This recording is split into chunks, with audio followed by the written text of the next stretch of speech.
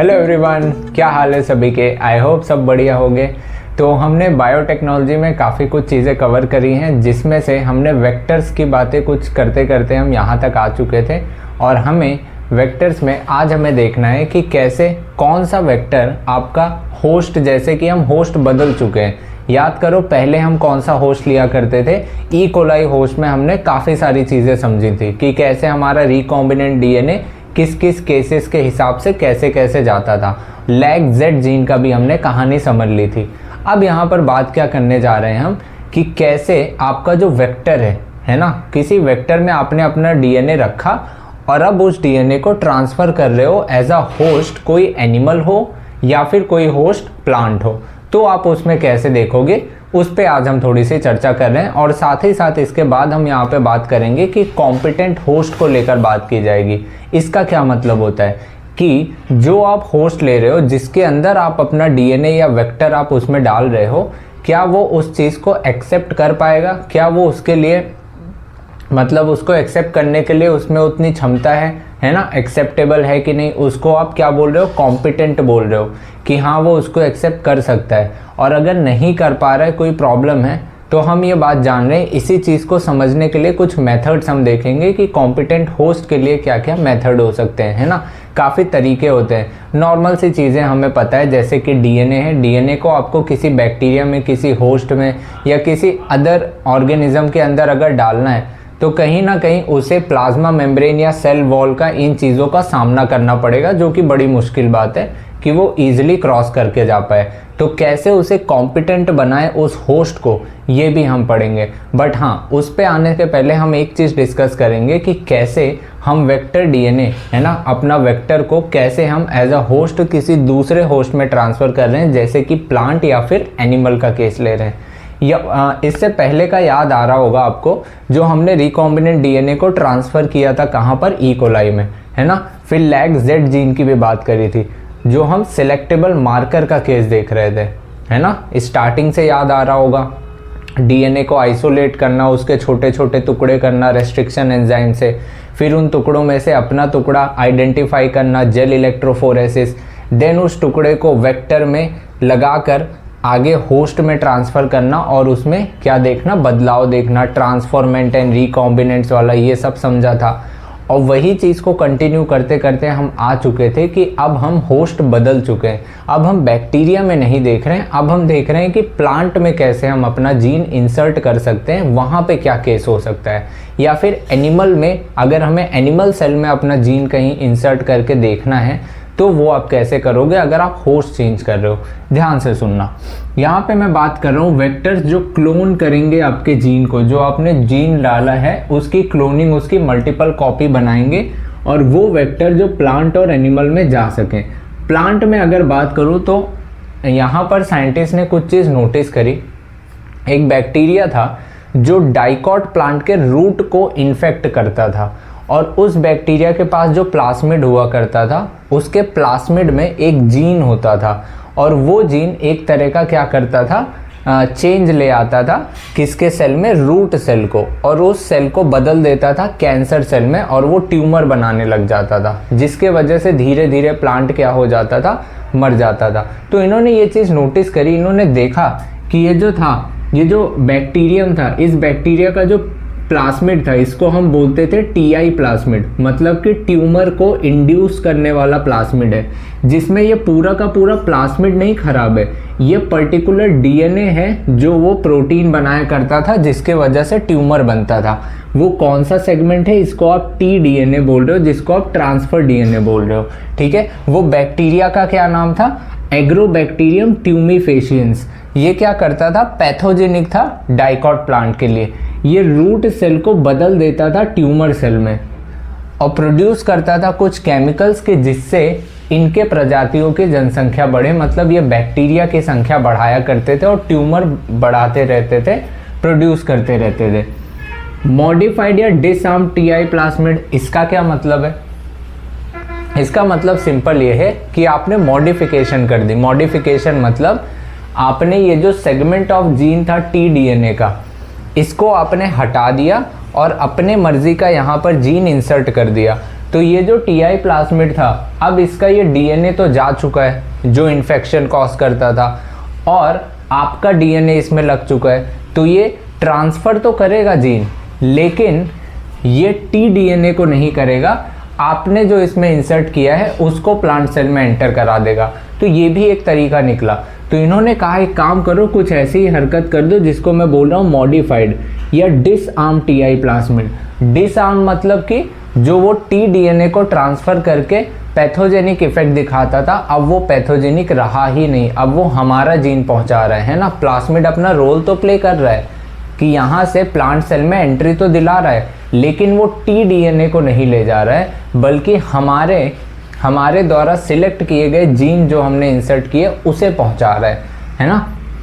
TI plasmid of agrobacterium tumefaciens. अब ये pathogenic नहीं रहा प्लांट्स के लिए, but still able to deliver foreign gene. अभी भी इसमें ये क्षमता है कि ये किसी भी जीन को ले जा सकता है ना, क्योंकि पूरा प्लाज्मिड थोड़ी खराब था, कोई पर्टिकुलर सेगमेंट था और उस सेगमेंट को हटा के हमने अपना सेगमेंट जोड़ दिया, जिसके वजह से अब ये वेक्टर जब जहाँ जाएगा हमारे जीन को लेकर जाया करेगा, हर जगह लेकर जाएगा। यही कहानी अगर मैं एनिमल्स में बोलूँ, ऐसा कुछ अगर आप छेड़छाड़ करो तो ये आप रेट्रोवायरस में कर सकते हो। रेट्रोवायरस के डीएनए में आप क्या कर सकते हो, वो सेगमेंट ऑफ जीन हटा सकते हो जो पैथोजेनिक है, वो सेगमेंट हटा के अपना सेगमेंट लगा दो, तो आप बोलोगे कि आपने मॉडिफाई कर दिया है ना, मॉडिफाई कर दिया रेट्रोवायरस को। तो वो क्या करेगा, अब वो कैंसरस सेल फॉर्म नहीं करेगा जो कि पहले किया करता था। ठीक है, तो ये एक दो बातें ध्यान रखनी है जो एनसीईआरटी ने डिस्कस किया है, ये अपने को क्लियर होगा। एक बार आपको बता देता हूँ कि कैसे हम सीक्वेंस में देखते आ रहे हैं, देन आपको एक पीसीआर वाला अभी बताना बाकी है कि कैसे हम अपने जीन को मल्टीप्लाई करके ढेर सारा बना सकते हैं, है ना, ताकि आप इजीली क्या कर सको, वेक्टर में जोड़ सको। आपके पास आपका जीन मल्टीपल कॉपीज में होना चाहिए, जिसको आप पीसीआर टेक्निक से देखोगे, पॉलीमरेज चेन रिएक्शन। इसको भी अभी हम समझेंगे। एक बार मैं आपको सीक्वेंस बता देता हूँ कि किस सीक्वेंस में हम चलते जा रहे हैं, देन कॉम्पिटेंट होस्ट, देन आपका एम्प्लीफिकेशन ऑफ जीन, ये सब डिस्कस करते हैं। ये एक बार नोट डाउन कर लो। देखो, आपको ये सीक्वेंस एक बार ध्यान में रखना है कि किस सीक्वेंस में सारी चीज़ें चल रही होंगी। जैसे कि मैं बात करूं, स्टार्टिंग आपने देखा था आइसोलेशन ऑफ डीएनए की, कैसे डीएनए निकालना है, स्पूलिंग मेथड वाला, याद आ रहा होगा। कटिंग ऑफ डीएनए को फिर आप क्या करोगे, कट करोगे रेस्ट्रिक्शन एंडोन्यूक्लियस एंजाइम से। देन आप उसको सेपरेट किया करते थे और आइसोलेट करते हो अपने मर्जी वाला DNA, desired DNA fragment.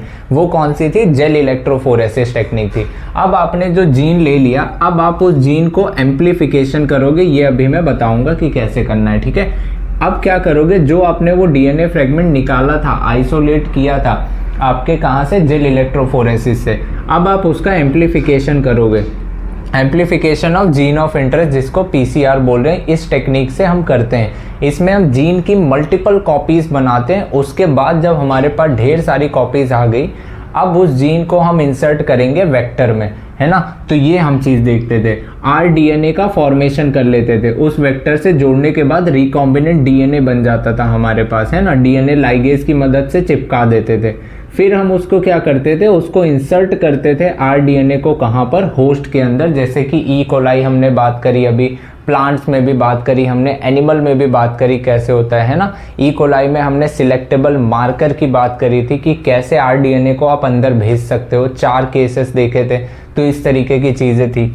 Then वो होने के बाद उसकी मल्टीप्लिकेशन करने के लिए आपको ऑब्टेनिंग फॉरेन जीन प्रोडक्ट, मतलब अब आपको बड़े बड़े कंटेनर्स की ज़रूरत है जहां पर आप उन बैक्टीरियाज को ग्रो कराओगे, क्योंकि बैक्टीरिया के अंदर आपने डीएनए तो अपना डाल दिया है, अब उसका मल्टीप्लिकेशन होना है। तो आप करोगे क्या यहाँ पर, अब आप इस बड़े से चैम्बर में बैक्टीरिया को खाना पीना देते रहोगे और वो खाएंगे और अपनी जनसंख्या बढ़ाएंगे, और उनकी जनसंख्या बढ़ाने के चक्कर में हमारे प्रोडक्ट की संख्या बढ़ जाएगी। मतलब कि हमारा जीन ऑफ इंटरेस्ट क्या होगा, एक्सप्रेस करने लगेगा, प्रोटीन का फॉर्मेशन होने लगेगा और हमारा प्रोटीन हमें मिलकर तैयार हो जाएगा। अब उस प्रोटीन, तैयार किए गए प्रोटीन को अब आप चेक करोगे, एज अ सैंपल लोगे, उसकी टेस्टिंग करोगे, वो सब जो प्रोसेस है उसको आप लास्ट में बोलोगे डाउनस्ट्रीम प्रोसेसिंग। ये होने के बाद आप मार्केट में उसे सप्लाई कर दोगे। इस तरीके से आप इस सीक्वेंस में चलते जाओगे। ठीक है, ये आप देख लो, कॉम्पिटेंट होस्ट बता देता हूँ कि कैसे कोई भी rDNA को एक्सेप्ट करता है, उसके क्या मेथड हो सकते हैं वो एक बार मैं डिस्कस कर देता हूँ। उसके बाद मैं आपको amplification of gene of interest समझा देता हूँ। ये एक बार नोट डाउन कर लो।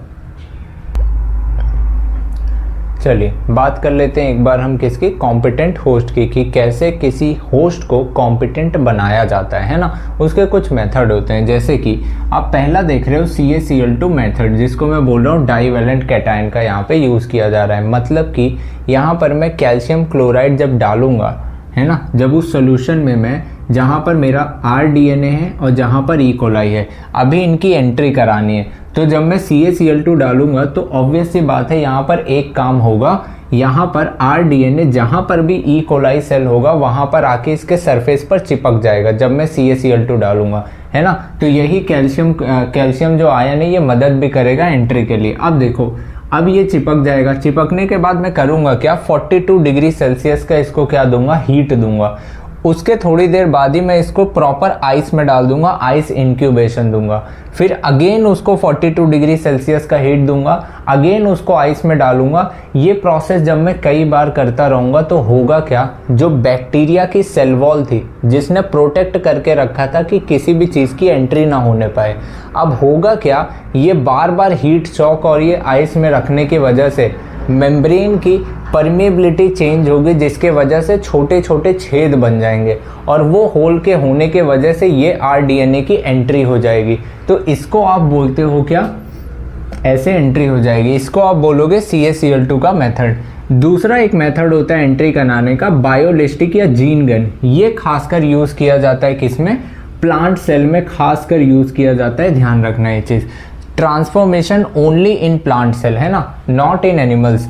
बायोलिस्टिक या जीन गन, इसमें करते क्या है, इसमें हम करते क्या हैं, इसमें गोल्ड या टंगस्टन के जो भी पार्टिकल्स हैं ना, इसको हम DNA से रैप करके क्या करते हैं, बम्बार्ड करते हैं, मतलब इसको फोर्सफुली इंजेक्ट करने की कोशिश करती हैं, कहाँ पर, आपके जो भी प्लांट सेल है। तो इसमें करते क्या है, micro particles of gold and tungsten coated with the DNA bombarded on bacterial cell, और वो भी हाई वेलोसिटी से, ताकि DNA आपका एंटर कर सके सेल में। ये दूसरा केस है। तीसरा एक होता है DNA माइक्रो इंजेक्शन मेथड। इसमें क्या होगा, इसमें माइक्रो सिरिंज का यूज़ करके DNA को डायरेक्टली इंजेक्ट कर दिया जाता है न्यूक्लियस के अंदर, है ना। तो इसमें DNA is injected directly into the bacterial cell using the micro syringe. ये कुछ मेथड होते हैं एंट्री कराने के, ठीक है। इसको एक बार देख लो। PCR एक बार बता देता हूँ कि PCR में क्या क्या चीज़ें ध्यान रखनी है, ठीक है, ये नोट डाउन कर लो। चलो पॉलीमरेज चेन रिएक्शन एक बार समझा देता हूँ कि कैसे हम अपने डिज़ायर्ड जीन को मल्टीप्लाई करते हैं, उसमें समझने की कोशिश करना। PCR क्या है, पॉलीमरेज चेन रिएक्शन, एक तरह का ऐसा सिस्टम है जिसमें हम अपने DNA को क्या कर रहे हैं, एम्पलीफाई कर रहे हैं, ठीक है। और हमें दो चीज़ की ज़रूरत पड़ती है, एक है प्राइमर्स की, एक है टैग पॉलीमरेज एंजाइम की। ये क्या होता है एंजाइम, ये एक ऐसे बैक्टीरिया से पाया जाता है, जैसे नॉर्मली अगर हमारे केस में देखो DNA का रेप्लिकेशन अगर आप देख रहे हो, वहाँ जो प्राइमर्स यूज़ होते हैं हमारे बॉडी के अंदर 37 डिग्री सेल्सियस पर काम करने को बने हैं।